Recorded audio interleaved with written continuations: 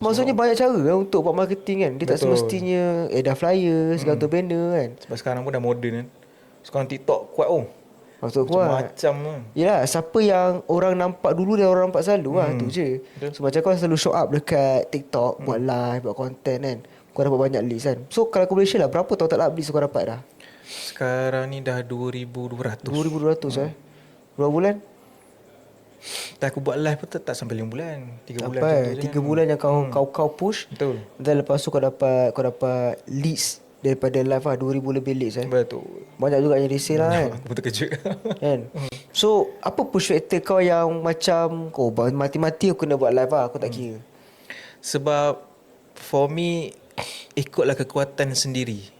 Sebab macam hang kata kan, kita sebagai agent ni tak boleh jadi superman. Semua benda kita tak boleh buat sendiri. So kalau boleh fokus on kekuatan. Macam aku punya kekuatan apa aku nampak alhamdulillah live. So Content. betul. Okay. So bila aku fokuskan kat situ, benda tu duit. Kan? Kita terus agihkan leads tu di setiap negeri dengan ejen under kita semua kan. So benda macam tu lah aku nampak